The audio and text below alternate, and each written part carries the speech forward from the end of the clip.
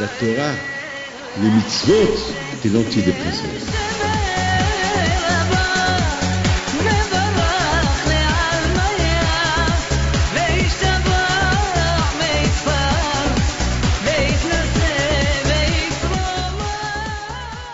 Birshut Moray Rabotai, nous Birshut Shamaim. Voilà. Avec la permission d'Hachem, avec la permission du grand tzaddik, Abbé Raphaël Pinto, qu'il est là en face, qu'il écoute. Et dans la paracha de cette semaine, c'est la paracha de Emor. Et la paracha de la semaine prochaine, c'est la paracha de Behar. Moi, toujours, j'aime faire les connexions entre les parachiotes. J'aime, parce que pour moi, chaque paracha, elle a une connexion avec la seconde paracha. Par exemple, si je prends la première paracha de Bereshit, Bereshit c'est le début. Alors, quelqu'un va poser une question, et c'est quoi la connexion de Bereshit et Noah? Eh bien, la connexion de Bereshit et Noah, Bereshit, on nous parle du début, de la création du monde. Vers la fin de Bereshit, on nous parle de la destruction du monde. Et Noah, on nous parle encore encore une fois, de comment Kashboru, il a de la peine de voir son monde se détruire, et il a apporté à Noah pour reconstruire son monde. Donc, chaque paracha et la fin de la paracha de Noah, on nous parle de Abraham. Et Abraham, c'est encore une fois celui qui va continuer l'existence du monde. Toujours, il y a le début de la paracha et la fin de la paracha, avec le début de la prochaine paracha, et il y a toujours un lien. Cette semaine, c'est l'Aïloula de Rabbi Shimon Bar Yochai, et pour moi, l'Aïloula de Rabbi Shimon Bar Yochai, elle dure jusqu'à Matan Torah. Pour moi, c'est jusqu'à Matan Torah. Alors, vous savez, il y a par exemple, je voudrais commencer par une histoire que j'ai vue dans la Gemara, dans Brachot, page 27. Il y avait une fois un talmid, un élève, qui a posé une question à Rabban Gamliel. Il a posé une question, il a dit, est-ce que la prière de Arvit, est-ce qu'elle est obligatoire ou elle n'est pas obligatoire? Et Rabban Gamliel lui dit, elle est obligatoire. La prière de Arvit, elle est obligatoire. Cet élève-là, il dit à Rabban Gamliel, mais Rabbi Yehoshua, il m'a dit qu'elle n'est pas obligatoire. Il lui dit, bon, Besséder, d'accord. Elle lui dit, alors, à la yeshiva, au Beth Midrash, repose-moi la question. Et tout le monde était à la yeshiva. Encore une fois, Rabban Gamliel, il pose à cet élève qui a posé la question, dis-moi, tu m'as posé la question tout à l'heure. Tu peux reposer encore une fois? Il lui dit, oui. Je t'ai demandé, est-ce que la prière de Arvit, elle est obligatoire ou elle n'est pas obligatoire? Alors Rabban Gamliel lui dit, moi je dis qu'elle est obligatoire. La prière du soir. Alors Rabban Gamliel, il regarde tout le monde, et il dit, s'il y a quelqu'un ici qui est contre mon avis, et après il s'adresse à Rabbi Yehoshua. Et toi, Rabbi Yehoshua, qu'est-ce que tu dis? Alors Rabbi Yehoshua lui dit, non, la prière de Arvit, elle est obligatoire. Alors il lui dit, mais on m'a dit, en ton nom, que tu as dit à cet élève-là que la prière de Arvit, elle n'est pas obligatoire. Et quand même, toi, tu dis elle est obligatoire. Il dit, bon, je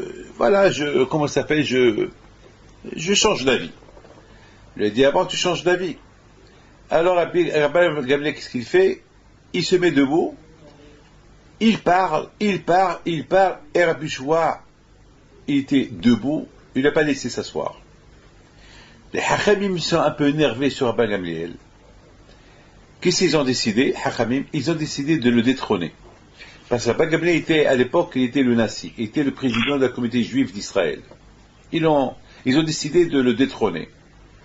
Alors, ils ont décidé de nommer à sa place Rabbi Elazar ben Azariah, qui va devenir maintenant le le président. Et en même temps, il était le descendant de David Ameler, il avait Zechot Avot, etc., etc. Ils ont décidé qu'il soit aujourd'hui qu'il prend la place de Rabban Gamliel. Quelque temps plus tard, Hachamim, ils ont eu de la peine ce qu'ils ont fait à Rabban Gamliel. Ils ont dit quand même, c'était le président, et c'est pas normal qu'on l'a détrôné. Maintenant, on va le remettre à sa place. Alors, ils l'ont remis à sa place, mais d'autre côté, ils ont dit, on va pas détrôner Rabban Azar ben Azaria. Rabban Azar ben Azaria est devenu président. On peut pas. Vous savez que lorsqu'on nomme quelqu'un qui a une autorité, on n'a pas le droit de le détrôner. Parce qu'on dit Ma'ali Bakodesh, quelqu'un qui est comme le grand rabbin d'Israël. Le grand rabbin d'Israël, même s'il est plus grand rabbin d'Israël, il restera toujours avec son titre. Toujours on va le nommer le grand rabbin d'Israël. Parce qu'on n'a pas, une fois qu'on a nommé un qui s'appelle grand rabbin d'Israël, donc il reste toujours le grand rabbin. On va pas maintenant le dire monsieur le rabbin. C'est toujours le grand rabbin. Même qu'il est plus grand, même si c'est un autre qui a pris sa place, il restera toujours le grand rabbin d'Israël. Ma'alin Bakodesh. Alors maintenant, ils ont dit comment? Rabban Azar ben Azaria maintenant, il est devenu président. Maintenant, c'est lui le président. On peut pas maintenant lui dire, va-t'en, on va ramener Rabban Gamliel. C'est pas logique. Alors ils ont commencé à Hachamim à discuter entre eux, qu'est-ce qu'on va faire? Alors à la fin, ils ont décidé ils ont dit, puisqu'il y a 4 semaines dans le mois, 3 semaines, chaque Shabbat, c'est Rabban Gamliel qui va faire une dracha, il va parler devant tout le monde, et une fois par mois, ça sera Rabban Azar ben Azaria. Et comme ça, ils ont décidé, donc ils sont partis chez Rabban Gamliel, il leur a dit, tu retournes à ta place. Et il leur a dit, Rabban Azar ben Azaria, vous n'allez pas le détrôner, quand même, vous lui avez donné un titre. Non, ils ont dit, on a trouvé un arrangement équitable pour toi, étant donné que toi, tu es le Nassi. Alors toi, tu vas faire la dracha, tu vas faire des cours de Torah chaque Shabbat, pendant 3 fois dans le mois, et Rabbi Azar ben Azaria, il fera une fois par mois, comme ça, vous deux, ils se sont arrangés comme ça, et voilà, à la fin, tout le monde était content. Ok? Ouais. Ah, maintenant, la Gemara est dit, et qui était cet élève? Et qui était cet élève à cause de lui, il y a eu ce qu'il y a eu? Qui était? Alors, la Gemara répond, il dit, c'était Rabbi Shimon Bar Yochai. C'est cet élève-là qui a posé la question à Rabban Gamliel. C'est lui qui lui a posé la question, est-ce que la prière de Harvit, elle est obligatoire ou elle n'est pas obligatoire? C'était lui. Donc maintenant, ça veut dire que c'était lui. Maintenant, il pose une question, le Ben Yehuyada, le Ben Ishai, il pose une belle question.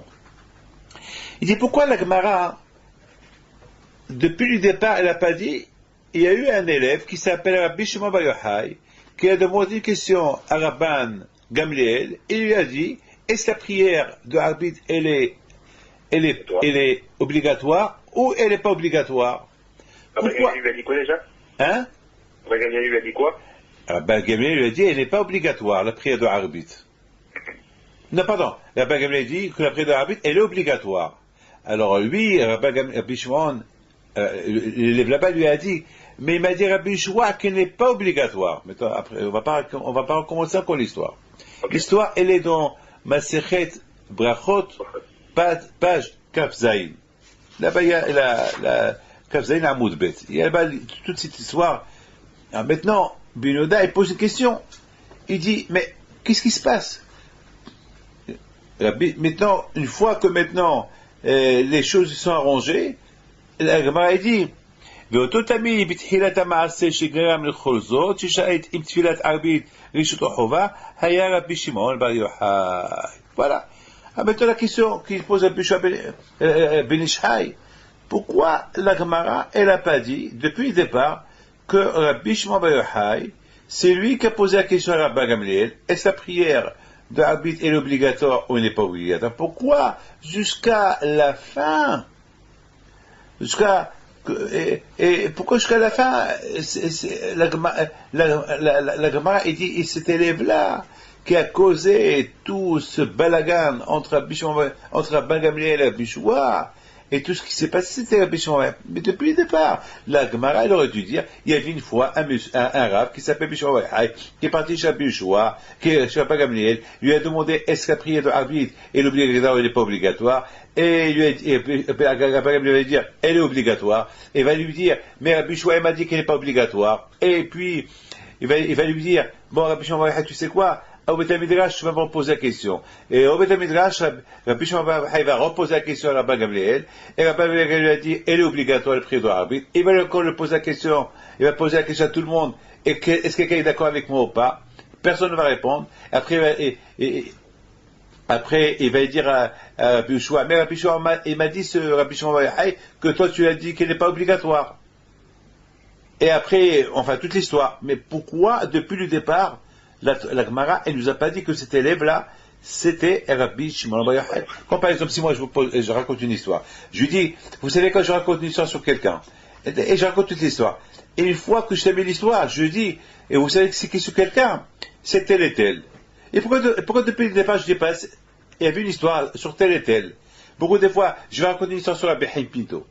Et je lui dis, vous savez, il y avait une fois un rabbin, une fois que je termine l'histoire, et je lui dis, tu sais, vous savez, c'est qui ce rabbin? C'est Rabbi Chaim Pinto. Alors, pourquoi tu ne l'as pas dit depuis le départ? La logique, elle est lorsqu'on raconte une histoire, on raconte toujours, c'est ça la logique de la chose.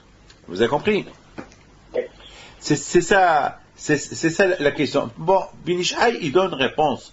Je ne veux pas rentrer dans la réponse qu'il donne Rabbi Shimon Bar Yochai. Mes amis, cette paracha aujourd'hui, ces deux parachiotes de Hémor, cette paracha de Hémor et la paracha de Behar, pour moi, il y a une connexion extraordinaire. Pourquoi? Parce que la paracha de Hémor, elle nous parle comment un grand Hémor ve'amarta. La Torah, elle commence par dire et redire. Pourquoi la Torah, elle dit deux fois dit et redire? Pourquoi la Torah, elle dit dit? Dit. Pourquoi la Torah, elle dit deux fois il faut dire et redire? Ça veut dire que beaucoup des fois, lorsque on entend une chose, lorsqu'on dit une chose, pour que ça pénètre dans la tête de la personne, il faut la redire. Et je voudrais pardonner beaucoup des fois, moi je répète la chose beaucoup des fois, 2, 3, 4 fois. Je répète. Pourquoi je répète la chose? C'est parce que beaucoup des fois on dit pourquoi on répète la chose? Ben, il faut savoir une chose. Pour être sûr du calcul du compte, on compte et on recompte et on recompte. Moi, à chaque fois que je fais un calcul sur un pasouk, je le recompte plusieurs fois. Pour être sûr et certain que je ne me suis pas trompé. Parce que on peut construire un cours de Torah sur si c'est mal préparé, si on ne le répète pas, c'est pas parce que je suis grand, ben je veux dire je connais tout. Ça veut dire, lorsqu'on commence à étudier, il faut déjà que je me sens, même que je suis grand, il faut que je me sens que je suis petit. Parce que si je me sens que je suis grand, alors j'ai rien à apprendre. Je dis ça, je connais déjà.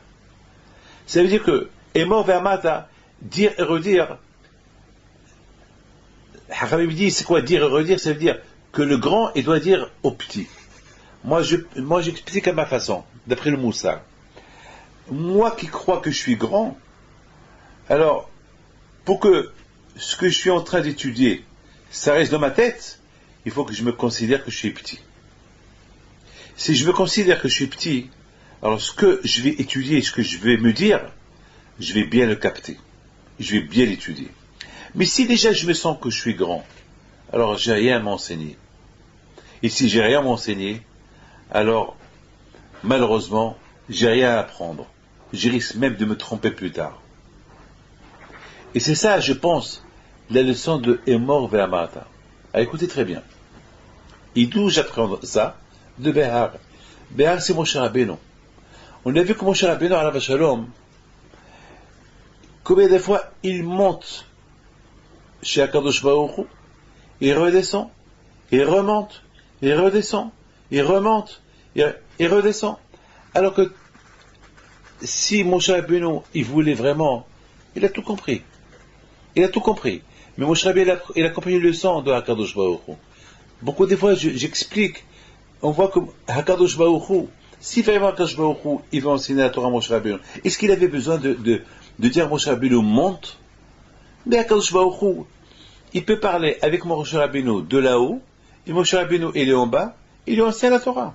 Il n'a même pas besoin que Moshe Rabbeinu, il monte. Écoutez, est-ce que tous les tzadikim, le Rambam, le Ritva, le Zohar, Rabbi Shimon Bar Yochai, toute la Torah qu'ils ont étudiée, pourquoi ils sont montés au ciel étudier? Ils l'ont étudié en bas. Ça veut dire que Moshe Rabbeinu, Kol HaKavod, il est monté, il a porté la Torah, ça suffit. Mais il est en bas. On n'a plus besoin que Moshe Rabbeinu, il remonte, il redescend, il remonte, il redescend, il remonte, il redescend. L'enseignement qu'on apprend de cette paracha qui s'appelle Behar, la paracha qui s'appelle la montagne, ça veut dire qu'on veut nous apprendre que Moshe Rabbeinu, il a étudié dans Har Sinaï non seulement les grandes choses, mais même les petites choses. Les toutes petites choses. Il les a appris à Har Sinaï, même les toutes petites choses, les petites choses à Har Sinaï. On aurait pu dire, ok, les grandes choses, il va les apprendre à Har Sinaï, les petites choses, c'est pas la peine. Non, non. Parce que beaucoup de fois, on risque de se tromper. On risque de se tromper, que les petites choses, ils sont petits, et les grands, ils sont grands. Non, justement, si vraiment on étudie bien les petites choses, on va comprendre les grandes choses. Simplement, prenez une lettre, un roi qui écrit une lettre très importante, une lettre très très importante, un roi qui prépare un discours, qu'il est très très très, avec des titres et des lignes, etc., etc. Est-ce qu'il a le droit, par exemple, s'il a fait une faute d'orthographe, il va dire, ah, ça c'est rien du tout. Non. Parce que tout le kavod, la gloire et l'honneur de ce roi-là, même si on comprend le sens de son discours, mais s'il manque une lettre ou quelque chose de petit dans son discours, ben, tout son discours peut être déformé. Même si on l'a compris, il manque quelque chose. Et c'est la raison pourquoi c'est écrit Emor ve'amata. Répète et répète les Gdolim Aktanim. La Torah, elle veut que le grand, avant que le grand il se met devant un public pour leur donner un cours de Torah, déjà, il faut que lui, déjà, il le répète à soi-même, que lui, il se prend petit, parce que si lui se prend grand en parlant à des petits, donc, ça veut dire, c'est la Gahava qu'elle parle, c'est l'orgueil qui parle, c'est pas lui qui parle, c'est le Satan qui parle. Et si c'est le Satan qui parle, donc, tout ce qu'il va enseigner ce grand-là, avec Gahava, ces petits-là, les pauvres, qui sont sur des côtés, cette Torah, elle va pas rentrer dans leur tête, c'est une Torah qui va être pleine de Gahava, elle va être déformée, il va être mélangé avec le Satan, et rien ne va se faire avec cette Torah-là. Mais, et je vous apporte une preuve, hein. J'ai une preuve j'ai une preuve. Mais si le grand est mort vers Mata, la Torah dit, dis-toi à toi, bien, comprends bien la chose, et annule-toi avant de la dire. Ne te crois pas que tu es grand, c'est le grand qui parle au petit. Non, déjà, les Zegdulim, c'est-à-dire faire avertir le Gadol, voilà, les Zegdulim, avertir le grand, et la Torah est avertie à toi le grand, les Zegdulim, la Torah est avertie, toi le grand, fais attention, toi qui vas parler au petit, fais attention que toi, tu répètes bien la chose à toi, et tu te fais petit, pour que ces petits-là à qui tu parles, et qui sont en train de t'écouter, ça va bien pénétrer dans leur tête. Et c'est quoi la preuve que j'ai? Ben, la preuve que j'ai, c'est de Behar, de Moshe Rabbeinu. Moshe Rabbeinu Alav Shalom, combien lui, ce Moshe Rabbeinu que lui, si vraiment il voulait, et si Hachem il voulait, il aurait pu l'apprendre la Torah du ciel et lui reste en bas. Non, quand il a voulu que Moshe Rabbeinu, il se dérange, il monte, il descend, il remonte, il descend, il remonte, il descend. Ça veut dire, aussi grand qu'il était, il fallait qu'il monte en haut et apprendre même les petites choses. Moshe il aurait pu dire à Hachem, apprends-moi les grandes choses importantes dans le ciel, les petites choses c'est pas la peine. Quand je lui ai dit, pour que tu comprennes les grandes choses, il faut que tu comprennes les petites choses. Il faut que tu comprennes et c'est la raison pourquoi il faut Et c'est pour ça qu'on voit dans la Torah que Moshe, Vaya'al Moshe, Vayared Moshe, Vaya'al Moshe, Vayared Moshe. Et c'est la raison pourquoi, c'est la raison pourquoi il y a cette connexion de Emor vers Amarta avec la paracha de Emor. Ça veut dire que pour que le grand, il soit apte à comprendre bien ce que Hachem veut de lui, pour qu'il puisse transmettre au petit, il faut que déjà lui, il soit petit. Maintenant, je voudrais simplement vous dire une chose. Cette histoire que je viens de raconter tout à l'heure avec Rabbi Shimon Bar Yochai, qui est l'une des plus belles histoires que j'ai écoutées, que j'ai lues, même elle est dans ma Masechet Brachot. C'est une histoire qui est super. Cette histoire-là, regardez, on voit qu'il y a un Talmide qui pose la question à Rabbi Gamliel. Très bien. Rabbi Gamliel, il donne réponse, et lui, il lui dit, voilà, il y a un autre rabbin qui m'a dit comme ça. Alors, je me suis posé une question. Puisque cet élève-là, il a eu déjà une réponse, il a déjà posé sa question à quelqu'un d'autre, pourquoi il la pose encore à Rabbi Gamliel? Essaye, par exemple, si moi je veux connaître la halakha, je demande à quelqu'un, est-ce que ça c'est permis ou c'est pas permis? Il va me dire oui ou non. S'il me dit oui ou non, ça suffit, je vais aller, je fais ce que lui me dit. Pourquoi je demande à un autre? Pourquoi j'ai besoin d'un autre avis? Vous savez, c'est pas bien d'avoir trop d'avis. Je veux savoir la halakha, je demande, voilà, on me répond. Beaucoup de fois, il y a des gens qui viennent chez moi, me dire, est-ce que je fais ça ou ça? Je leur dis comme ça. Si vous voulez mon avis, il ne faut pas aller voir un autre. Sinon, je ne vous donne pas mon avis. Mais si je vous donne mon avis, un autre va vous donner son avis, après tu vas être perturbé. Ou ça, ou ça. Donc moi, j'ai une question sur cet élève-là. Pourquoi il demande l'avis de Rabban Gamliel? Si il a reçu déjà un avis, pourquoi il demande l'avis de Rabban Gamliel? Rabotai, je pense, écoutez très bien, c'est ça ma réponse. Ma réponse, elle est justement parce que Rabbi Shimon, cet élève-là, il a demandé l'avis d'un autre, on n'a pas écrit son nom. Quelque part, la Torah n'était pas trop d'accord. Hachamim n'était pas trop d'accord avec lui. Hachamim n'était pas d'accord.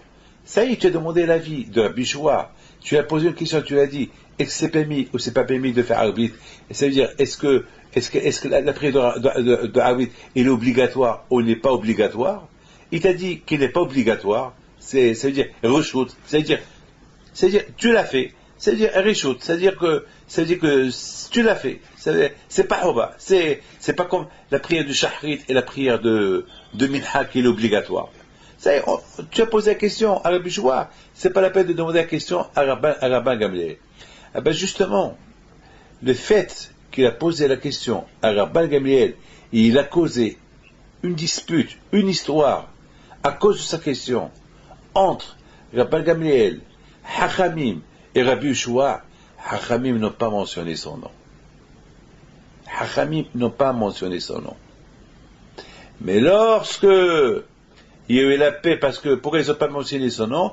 Parce qu'il y a un désaccord, parce qu'il y a une guerre qui est sortie de là, ils ont détrôné Rabban Gamliel, ils ont mis après Hachamim, ils ont regretté, ils ont voulu le remettre, mais, donc il y a eu un peu de balagan, mais le fait qu'il y ait eu la paix entre Rabban Gamliel et Rabbi Shua, parce que la Gemara raconte qu'ils ont fait la paix, et que ils ont trouvé un compromis, un arrangement entre Rabban Gamliel, Azab et Azaya, et il y a eu la joie.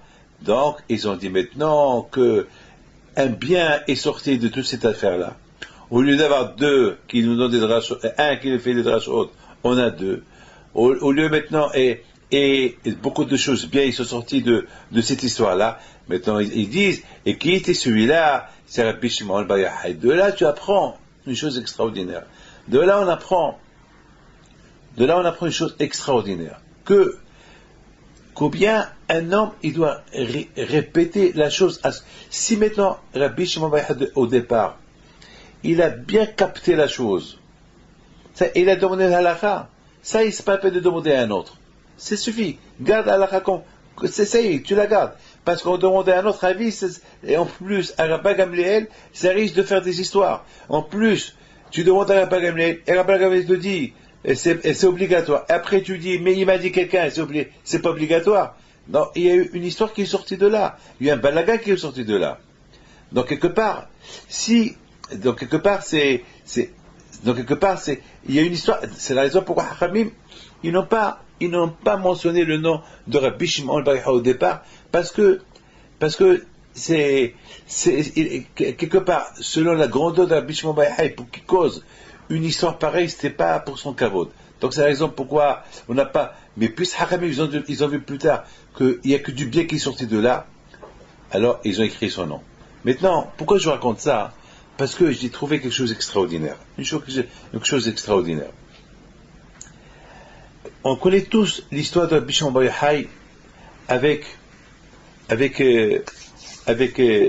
lorsqu'il a quitté la grotte et que Rabbi Pinhas ben Yair, il a commencé à lui laver le dos, et après 13 ans que Rabbi Shimon bar Yochai était dans la grotte, jusqu'à que l'herbe elle a commencé à pousser sur son dos, il s'est passé que Rabbi Pinhas ben Yair il a eu de la peine pour lui. Il a commencé à pleurer, et les larmes qui étaient salées, ils sont tombés sur son dos.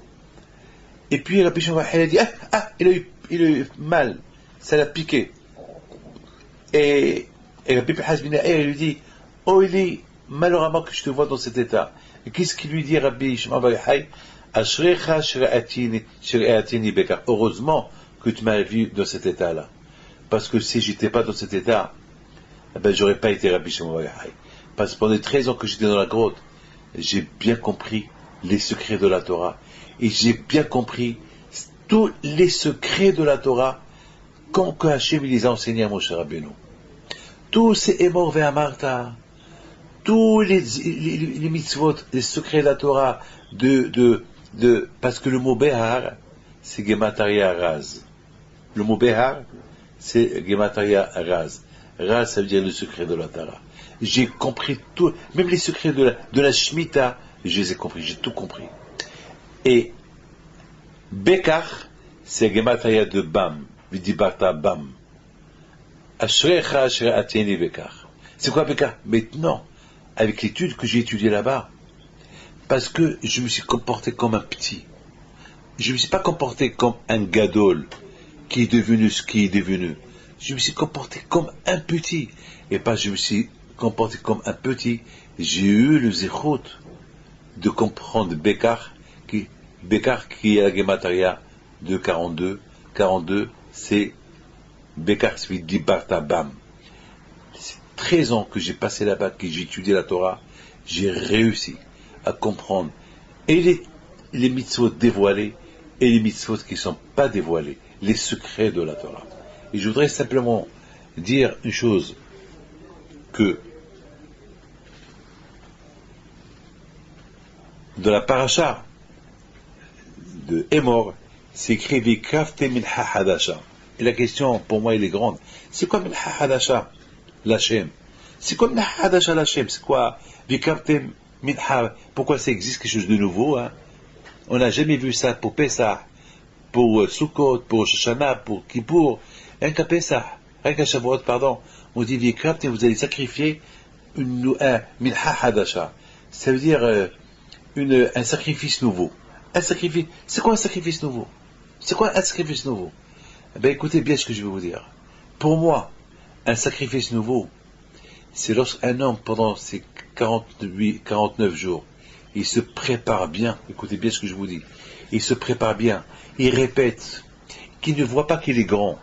Même s'il est grand, il se met comme un petit, parce qu'un homme qui est grand, il n'a rien à apprendre.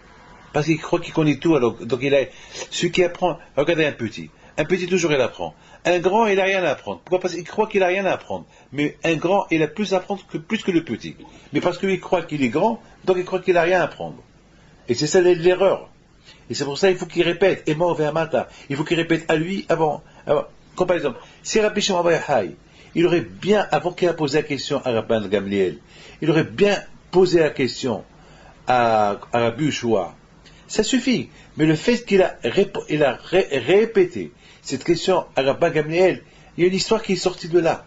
Ça veut dire que dans le Emor, lorsqu'on répète la chose, lorsqu'on étudie quelque chose, et lorsqu'on dit quelque chose, il faut bien réfléchir que rien de mal ne va sortir de cette chose. Parce que si on dit quelque chose, et il y a un mal qui va sortir de cette chose-là, alors ce n'est pas la peine de la répéter, de la dire. Il faut la garder pour soi, ça suffit. Mais ça suffit. Alors, c'est quoi c'est quoi la minha hadasha? C'est quoi minha hadasha? Écoutez bien, le mot minha hadasha, vikaftem minha hadasha l'Hashem.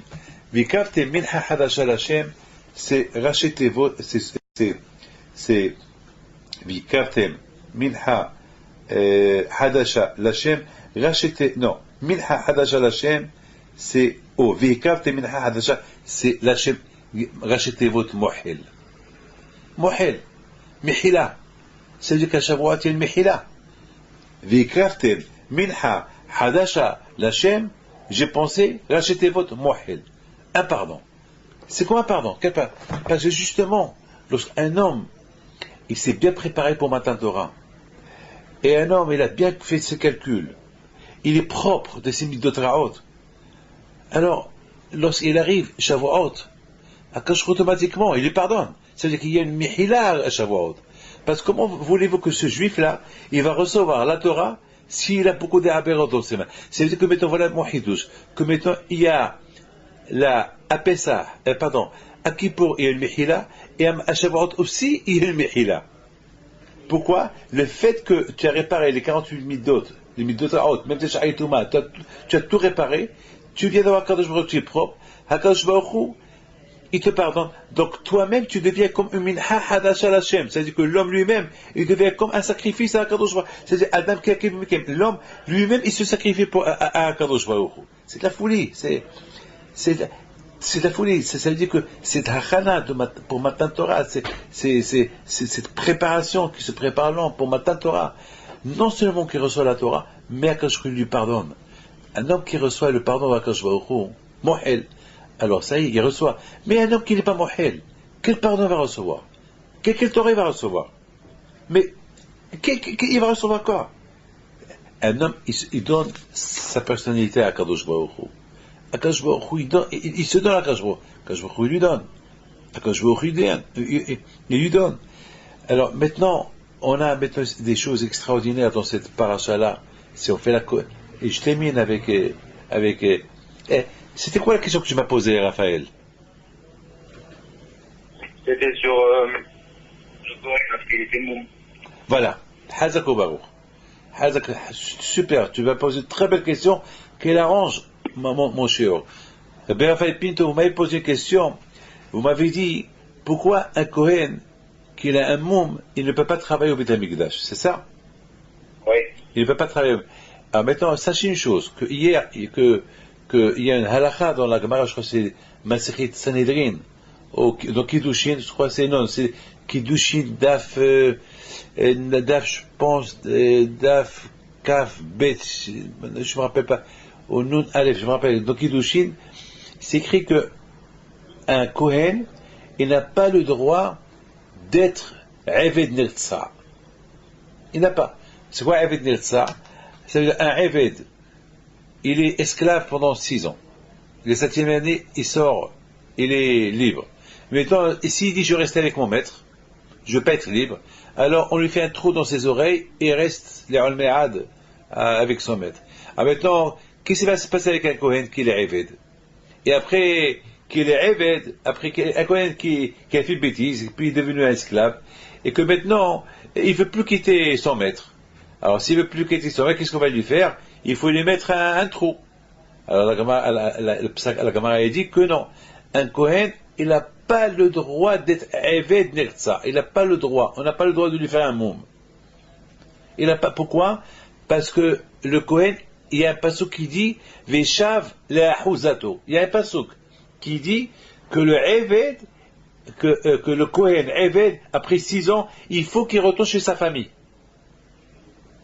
Il y a un pasouk dans le Veshav, ça veut dire, mais s'il est Nirtsa, si mettons on lui trouve les oreilles, il ne peut plus retourner chez sa famille, on n'a pas le droit. Donc ça veut dire, un Eved, un Kohen, on n'a pas le droit de lui faire un moum. On n'a pas le droit de lui faire un défaut dans son corps. Alors maintenant, un Cohen, le pauvre qu'il est né, donc maintenant on a un halakha qu'un Cohen, il n'a pas le droit. Même s'il a été vendu pour qu'il soit un esclave, et il veut rester chez son maître, on lui dit, monsieur, tu n'as pas le droit de rester chez ton maître à vie, parce qu'on n'a pas le droit de te trouver les oreilles, donc il faut que tu retournes chez ton maître, et point final. Maintenant, un Cohen qu'il a un mouf, qu'il a pas d'œil, il n'a pas un œil, ou il n'a pas de nez, l'aïsta, ou il n'a pas de doigt, ben il n'a pas le droit de travailler dans le Beth Amikdash. Pourquoi?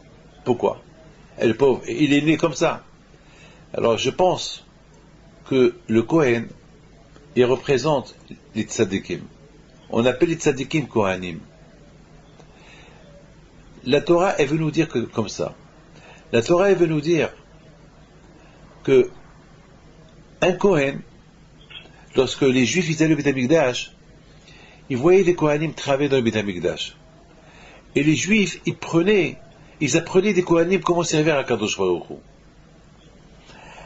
Un Kohen qui n'a pas d'œil, ou un Kohen qui lui manque un doigt, et je le vois travailler, il ne va pas me donner, tu comprends, il ne va pas me donner je commence à dire, ah le pauvre, hein quoi? L'envie. Et le pauvre, au lieu que j'apprends de lui comment servir Hachem, eh ben, je vais commencer à avoir de la peine pour lui. Ah, le pauvre, il n'a pas de doigt. Ah, le pauvre. Alors, il ne va pas être un exemplaire pour moi. Comment servir à Kadosh Baruch Hu? Tu comprends? C'est pas que Hashu Shalom, la Torah, elle dénigre le Kohen. Parce qu'il est aveugle, qu'il n'a pas une main, ou qu'il n'a pas un pied, que ça fait, c'est pas beau. Non. C'est que le Kohen, l'image du Kohen, elle doit être une image parfaite. Tu comprends? L'image du Kohen doit être parfaite. Et là, ce Kohen qu'il a un défaut, donc il y a un problème avec lui. Donc il va pas m'aider à servir à Kadosh Baruch Hu. C'est la raison pourquoi le Kohen, il n'a pas le droit. Un Kohen, il doit être là pour que j'apprends de lui. J'apprends de lui comment je savais à Kadosh Baruch Hu. Il faut que le 100% je l'apprends du Kohen. Mais si il est aveugle, donc chaque fois, au lieu que j'apprends de lui, je commence à avoir de la peine pour lui. Donc c'est pas ça le but. C'est pas ça le but. Le but c'est d'apprendre du Kohen quelque chose. Et c'est la raison, la présence du Kohen lui-même, ça veut dire est mort vers matin. Ça veut dire que si le Kohen il est aveugle, peut-être il faut réfléchir pourquoi il est aveugle. Pourquoi peut-être il a fait une bêtise parce qu'il est aveugle. Et s'il est né aveugle, peut-être c'est à cause de son père, peut-être son père fait une avera, et donc il a eu. Donc ça risque de Hash Shalom. Alors que le Kohen, le but du Kohen, c'est qu'on apprend d'un grand Kohen comment être petit.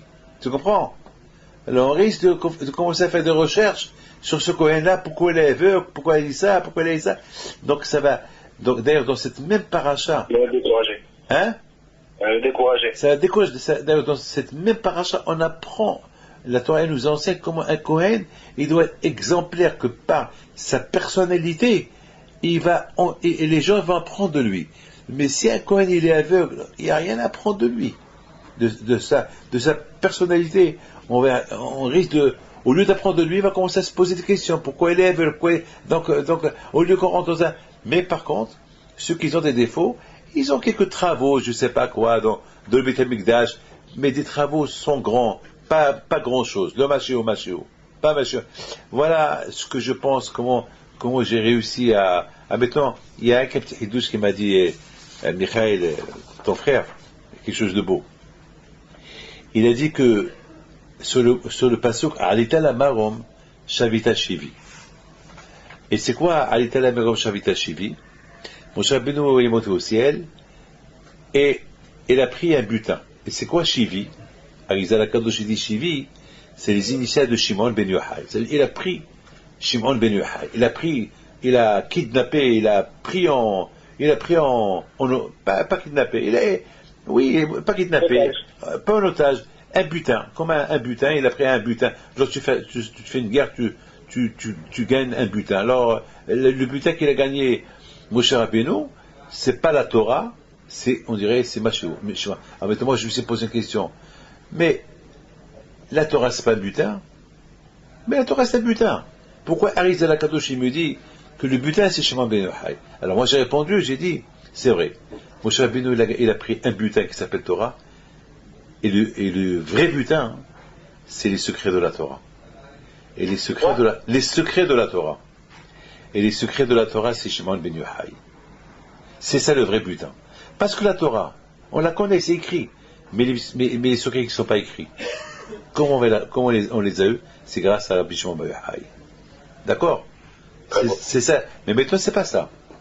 Maintenant, il vient à ton frère Michael et il me dit, quelle est la preuve, papa, que Moshe Rabbeinu il a pris Rabbi Shimon ben Yochai? Quelle est la preuve? Voilà. Quelle est la preuve? Quelle preuve? Et comment il a eu cette neshama-là? Comment?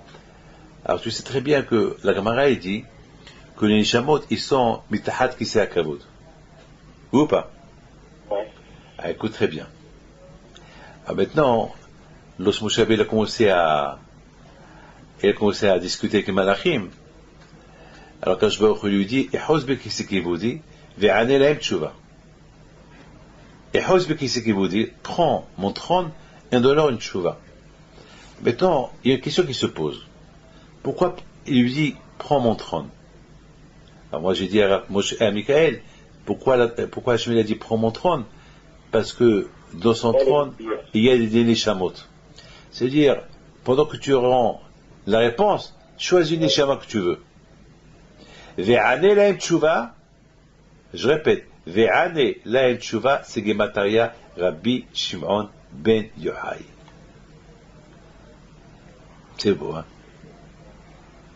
Ve'ane lahem tshuva, ça veut dire, Ehos bekisei kivodi, prends tes mains, touche mon trône. Hein? Non, moi, je dis, pas ve'ahzer, ve'ane, c'est pareil. Ve'ane lahem tshuva, c'est Gemataria Rabbi Shimon bar Yochai, plus les 4 tevot de Rabbi Shimon bar Yochai. C'est-à-dire, les Gemataria Rabbi Shimon bar Yochai, plus les 4 tevot de Rabbi Shimon ben Yochai. Ça veut dire que, d'un côté, quand je lui dis, Ehos bekisei kivodi, j'ai posé la question, pourquoi Hachem il voulait que Moshe Rabbeinu il touche, pourquoi Hachem il a voulu que Moshe Rabbeinu il touche le kisei hakavod, le trône céleste? C'est d'accord, je vais dire Moshe Rabbeinu, la Torah, tu l'as dans les mains, mais les secrets, tu ne les as pas dans les mains. Les secrets, c'est uniquement si tu prends, tu touches à mon trône et choisis ce que tu veux. Ve'ane lahem tshuva, et donne une réponse, et te donne que Moshe Rabbeinu c'est un prophète, il a calculé, ve'ane lahem tshuva, il a calculé, c'est la neshama de Rabbi Shimon bar Yochai. Et il a pris cette neshama, et c'est ça le shivi, c'est ça le butin qu'il a pris. Le butin extraordinaire que Rabbi Shimon bar Yochai, il a pris. Ah, maintenant, puisque je te dis tout ça, tu comprends que Hachamim, dans ma Masechet Brachot, ils n'ont pas voulu mentionner son nom, parce qu'ils ont dit comment? Lui, il a causé une histoire, on va dire écrire son nom, alors que lui, c'est lui, le maître des secrets, on va écrire son nom. Mais lorsqu'ils ont vu qu'à travers son histoire, le shalom il est venu, et que la Hamissa, ils ont gagné beaucoup de choses, il y a beaucoup de gains. La yeshiva de Rabbi Gamliel, ils ont ouvert les portes, et tout le monde a commencé à rentrer. On a gagné deux Nissiim, avec le shalom, et le shalom de Rabbi Gamliel, et Rabbi Yoshua, etc., etc. Donc là, ils ont dit, bon, maintenant on va dévoiler le secret. Quittez cet élève-là, c'est Rabbi Shimon bar Yochai. C'est ça là. Maintenant on comprend très très bien que est mort. C'est soi-même. À quoi? C'est soi-même. Voilà. Est mort, les Azek Gdolim Aktanim, c'est sur soi-même. C'est-à-dire, Rashbi, toi tu es grand Rashbi. Tu comprends tout, ça, il te pose une question, ça y est, c'est pas peine de la reposer à un autre. On la pose à un autre, ça va, il va avoir des histoires. Et surtout au Nassi, Rabbi Gamliel, tu lui dis, est-ce que la prière, est-ce que la prière, elle est chova, elle est chova, ou reshout, et tu es en train de, il te dit qu'elle est chova, elle est obligatoire, et tu dis, voilà, il y a un qui m'a dit qu'elle est reshout, ça se fait pas, tu causes une histoire. Non, c'est pas normal. Et c'est ça, Emor Ve'amata et Behar. Behar, c'est la montagne. C'est sur cette fameuse montagne que Rabbi Shimon bar Yochai est descendu à travers cette montagne avec tous les secrets de la Torah avec Moshe Rabbeinu.